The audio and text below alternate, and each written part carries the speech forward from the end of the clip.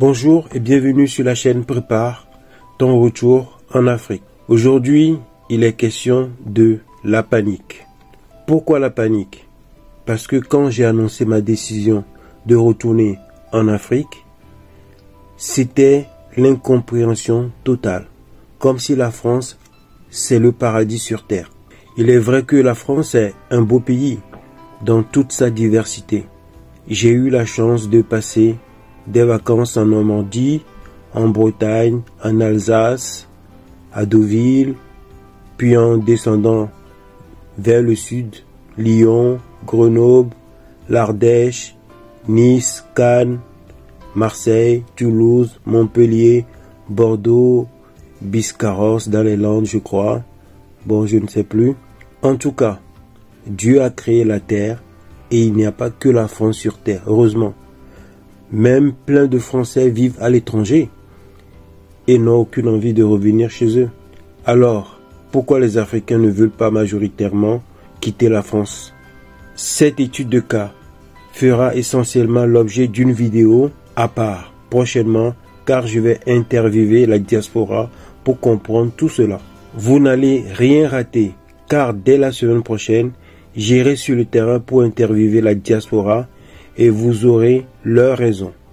Vous allez pouvoir suivre les interviews de ceux qui osent, ceux qui hésitent, ceux qui se projettent, ceux qui n'osent pas et ceux qui n'oseront jamais franchir le pas du retour en Afrique. Revenons à la panique. La panique, c'est un état émotionnel intense de stress, de peur, d'anxiété ou même de terreur.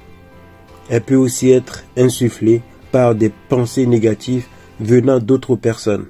Alors chez moi, ce n'est pas une pure panique, mais plutôt une panique relative, surtout avec de multiples doutes.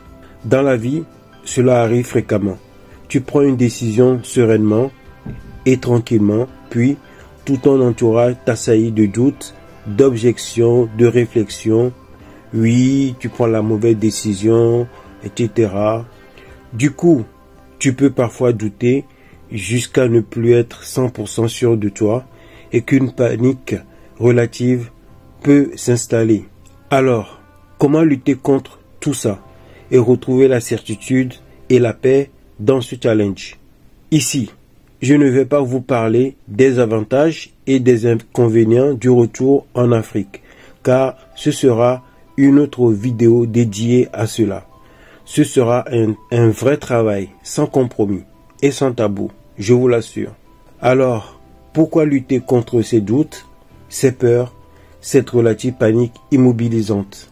La première chose, d'abord, c'est d'aider votre corps à se détendre et de se calmer pour pouvoir réfléchir de manière rationnelle, pour mieux comprendre la situation. Gardez un état d'esprit positif. C'est très important. Ensuite, identifiez vos pensées qui vous font paniquer. Notez-les sur un papier pour mieux les comprendre. Remettez en question vos pensées. Examinez vos pensées pour déterminer si elles sont réalistes. Demandez-vous si ces pensées vous aident ou vous nuisent. Informez-vous davantage pour recueillir des informations auprès de différentes sources pour mieux comprendre votre situation et les risques encourus. Par ailleurs, vous pouvez consulter des sites web, des groupes de discussion ou des forums pour obtenir des points de vue différents. Ensuite, identifiez vos propres motivations pour confirmer ce qui vous motive. En comprenant ces motivations, vous pourrez mieux évaluer si vous êtes sur le bon chemin. Il est important de prendre le temps de réfléchir sur la situation et de trouver des moyens pour reprendre confiance en vous. Oui, la confiance en vous, c'est capital. Répétez cela et identifiez vos forces en prenant le temps de réfléchir sur vos qualités, vos compétences et vos réussites passées. Identifiez ce qui vous rend unique et spécial et rappelez-vous vos réalisations passées. Cela peut vous aider à retrouver votre confiance en vous. Établissez un plan pour minimiser les risques et maximiser les chances de réussite. Évitez les personnes négatives qui vous font douter de vous-même. Entourez-vous de personnes qui vous soutiennent, qui vous encouragent et qui peuvent vous éclairer aussi. Pensez positivement. Remplacez les pensées négatives par des pensées positives. Concentrez-vous sur vos forces. Visualisez-vous réussir dans ce que vous entreprenez. Choisissez votre propre chemin, car chacun a son propre parcours et sa propre manière de réussir dans la vie. Il est important de garder en tête que la décision est la vôtre. C'est une décision personnelle qui doit être prise en fonction de vos propres aspirations, de vos besoins et de vos objectifs de vie. Faites face à vos peurs, affrontez-les afin de les surmonter et vous allez trouver des solutions. Mes frères et sœurs, sachez que tout obstacle renforce la détermination. Je ne vais cesser de vous répéter cela. Si vous n'essayez pas, vous ne réussirez jamais. Mais si vous essayez, vous risquez de vous éteindre vous-même.